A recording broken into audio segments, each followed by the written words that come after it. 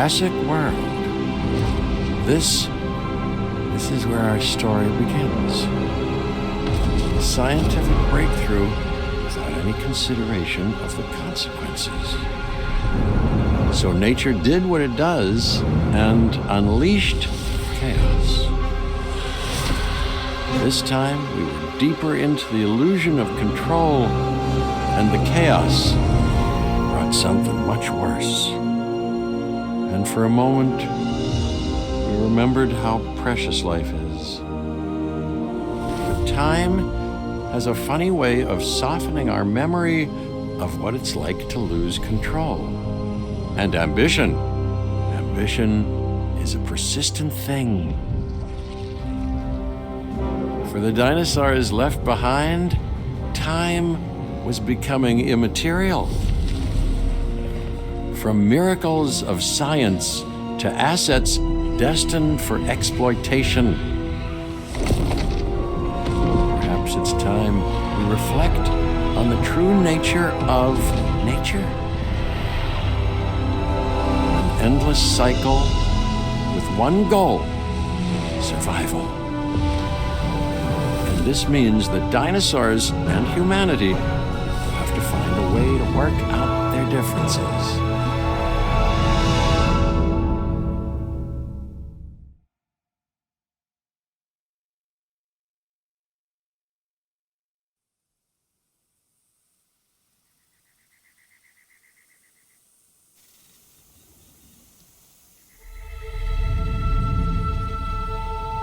To us, a desert is a wasteland, devoid of anything but the most extreme examples of life. But creatures once thrived in these lands hundreds of millions of years ago. Given the geological history that we're dealing with, dinosaurs walking among the tumbleweeds isn't that much of a stretch. The current situation, where dinosaurs are running wild, is untenable to those in charge, well, those that think they're in charge. So we're left with a problem or an opportunity. This is where you come in. They've ignored my warnings before, but maybe this time with you, it's going to be different. I'm willing to embrace the uncertainty.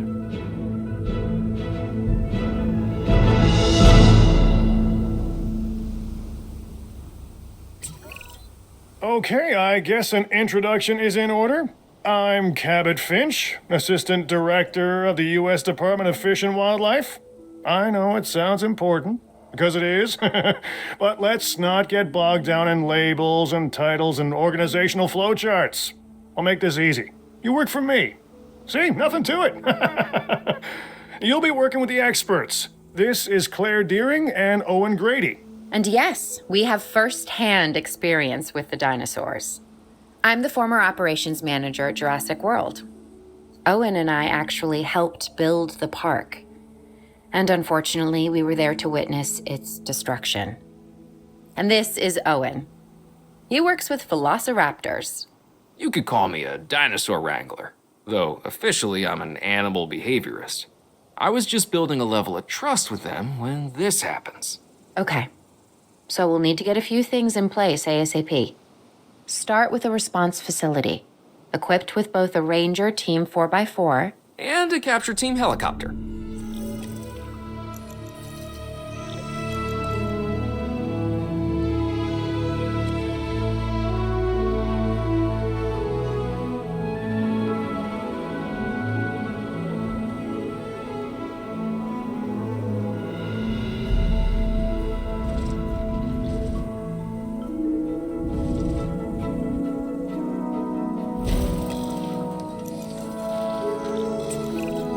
We are making excellent progress, so let's stay focused.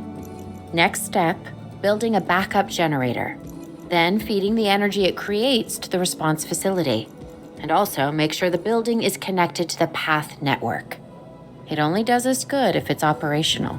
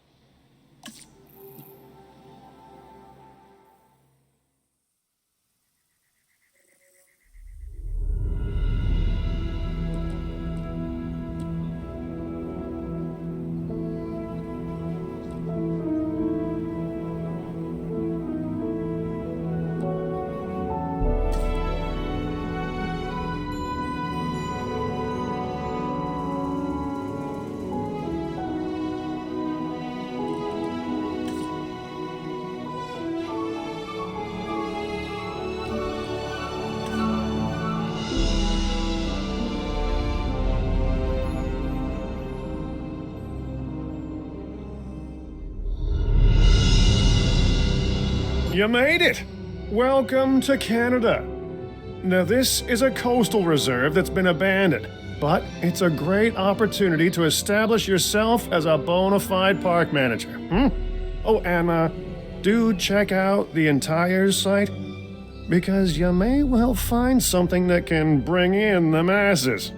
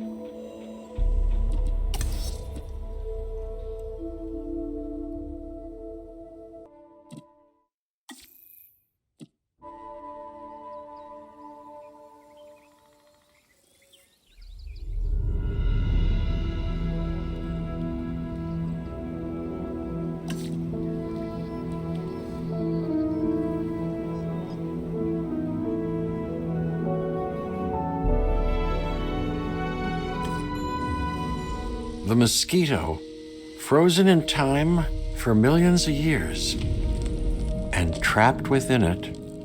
Well, that discovery would change our world. For a while, we thought that this was as close as we could get to dinosaurs. Turns out, we were wrong. Years of research into how to complete the DNA sequence for a dinosaur led us to this. Life unlike anything seen on this planet for 65 million years. Jurassic Park. We know how well that went. But what if someone like you had been there to temper some of that rampant hubris? For Jurassic Park to succeed, you're going to need to make sure it's safe for all your guests. This is the adventure of their lifetime. We don't want it to be their last.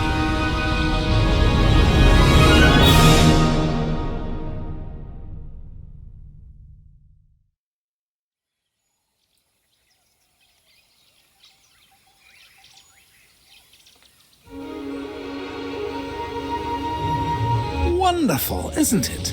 This is a paradise, but it is missing what it once had. Until we bring them back, this place will show people something spectacular.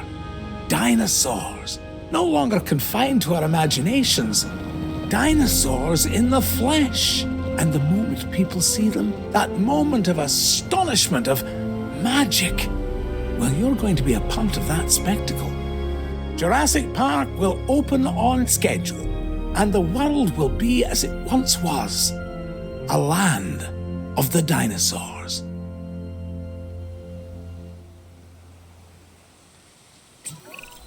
Ah, good. Glad to see you're getting settled in. I want to introduce you to Lily Halford, who is our Director of Operations here at the park. She'll get you up to speed. Thank you, Dr. Hammond. John, please. Oh, right then. As Dr. Hammond, John, has already told you, our goal is to get Jurassic Park fully operational as quickly and safely as we can. We are literally doing things that were considered impossible, so it will be a challenge. Making the impossible possible. Yes, I rather like that. We will need to prep the facility for the dinosaurs. Begin with a functioning visitor center and a science center. And remember that both must be connected to pathways. Oh, and power as well. I can see that all is in good hands. Do carry on. We'll keep you updated. Splendid. Absolutely splendid.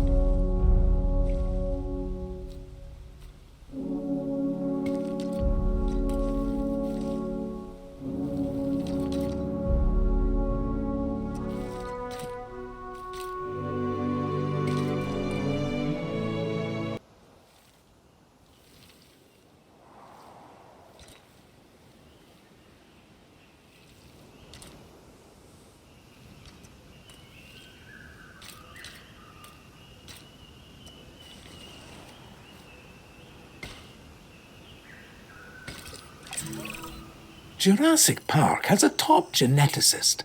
Top. Dr. Henry Wu. I should expect that you'll be meeting him soon. That is, if you haven't already. I'm settled in and ready to get started. So if we're to get the dinosaurs we want, we first need a hatchery. If you could construct one, then my staff and I can get to work.